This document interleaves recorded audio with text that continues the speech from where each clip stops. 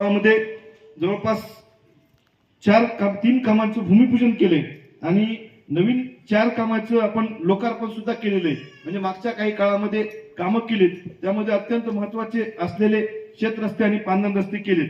मागच्या काळामध्ये जो एक सुनेगाव कडला पांदण रस्ता होता, त्यासाठी त्यांनी सांगितलं की हिवरा सुनेगाव शिव रस्ता, पांडुरंग शिवाजी काळे ते दत्ता सटवाजी काळे यांच्या शेतापर्यंतचा रस्ता हा दोन्ही गावासाठी अत्यंत उपयुक्त आहे. त्यामध्ये जवळपास गुडघे इतके खड्डे होते, पण आता तो रस्ता आम्ही बघितला की अत्यंत उत्कृष्ट पद्धतीने ते रस्ता केलाय.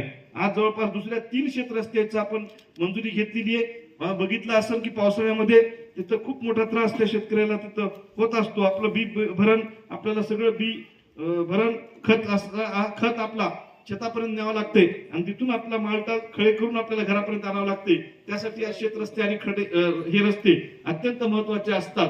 मागच्या काळामध्ये मी बघितलं की वाखरला गजानन ढोरेनं सुद्धा चांगल्या पद्धतीने ते रस्ते करण्याचा प्रयत्न केलाय. आपल्या इथं बालू सरपंच आणि गावातील मंडळी सगळी चांगली असल्यामुळं त्यामुळे हे रस्त्याचे कामं होऊ शकतात.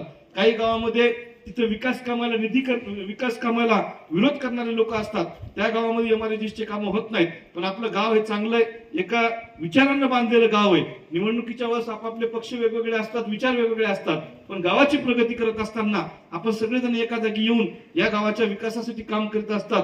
मी सगळ्यांनाच म्हणतो की आपण हिवरा गाववासियांच्या नावाने एकदा टाळ्या वाजवल्या पाहिजे. हे सगळे विकास कामं मंजूर करून आणले तरी काही गावामध्ये अडचणी येतात, पण आपलं गाव एका विचारानं ही सगळी विकास कामं पुढे नेण्याचं काम करतंय.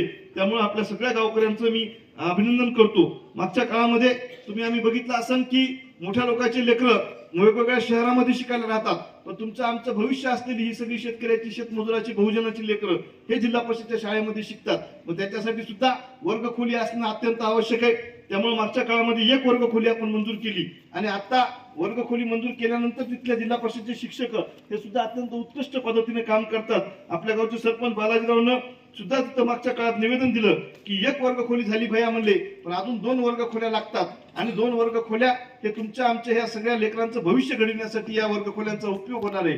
पुढच्या काळामध्ये ह्या वर्गखोल्या सुद्धा मंजुरी करून देण्याचं काम मी निश्चित त्या बाबतीने केलं. आपण सांगितलं की आज आपल्या इथं जय भीम नगर मध्ये सुद्धा आपल्या सामाजिक न्यायाच्या माध्यमातून 10 लाख रुपयाचा निधी आला. नवीन ग्रामपंचायतचं कार्यालय सुद्धा व्हायले. मागच्या काळामध्ये आपण अहिल्यादेवी होळकर खंडोबा मंदिराच्या बाजूला सभागृह केलं. आता हे सगळं झाल्यानंतर जवळपास 10 कामं माझ्या मनामध्ये आपल्या गावात मागच्या काळात झाली आणि ही एवढी मोठी यादी दिली आहे नवीन कामाची. पण हिवऱ्यामध्ये 100 कामं जरी दिली तरी आम्हाला काय वाटत नाही, कारण सातत्यानं तुम्ही आम्हाला पाठिंबा देण्याचं काम निवडणुकीच्या काळात सुद्धा माझ्यासारख्या कार्यकर्त्याला दोन्ही वेळेस आपण मताधिक्य देण्याचं काम आपल्या गावाच्या माध्यमातून झालेलं आहे. त्यामुळं पुढच्या काळामध्ये आपण ही जी 12-13 कामं दिली ती टप्प्याटप्प्यानं पूर्ण करण्याचा मी प्रयत्न करेन.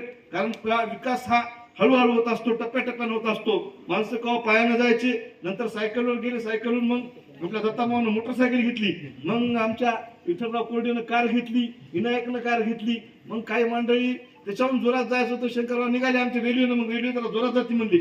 मग विमानानं मी गेलो काल, मुंबईहून पुण्याला जायचं होतं, आपलं इथून मुंबईला जायचं होतं. मग देव बी म्हणला जरा हे लईच उडालीत म्हणला, याची वाट लावा लागते. मग आणला देवानं कोरोना. मग सगळे माणसं सुटाफुटातले कुठं हळदी काढायला. त्याच्यामुळं बालू सरपंच तुम्ही लय जोरात पळू नका, तुम्ही काल नवी बुलेट घेतली. आता आपण हळूहळू टप्प्याटप्प्याने 11-12 कामं करू. त्याला 3-3.5 वर्षाचा काळ आहे, त्यामुळे एकाच टप्प्यात होणार नाही. की 12-13 कामं आपण टप्प्याटप्प्याने करण्याचा शब्द हिवरावासियाला देतो. तुम्ही ज्या पद्धतीने माझ्यासाठी सहकार्य करता, मी सुद्धा या गावातील जिल्हा परिषदेच्या शाळेचं काम असू द्या, तुमच्या आमच्या समाजाचं सांस्कृतिक सभागृह असू द्या, तुमच्या आमच्या विद्यार्थ्यांचे प्रश्न असू द्या, तुमच्या आमच्या शेतकऱ्यांचे जे महत्वाचे पांदण रस्ते आहेत, शेत रस्ते आहेत, त्याचे प्रश्न असू द्या, तुमच्या दलित वस्तीमधले कामं असू द्या, हे सगळे कामं करण्याचा प्रयत्न मी पुढच्याही काळामध्ये निश्चित करेल. हा शब्द मी तुम्हाला देतो. तुम्ही इथं आल्यानंतर आमचं स्वागत केलं, एकदा नाही एकदा हार घालून केलं, तुम्हाला साडी घालून केलं, त्याबद्दल आपल्या सगळ्या गावकरी मंडळीचे मी पुन्हा एकदा मनस्वी आभार मानतो व इथं थांबतो. जय हिंद, जय महाराष्ट्र.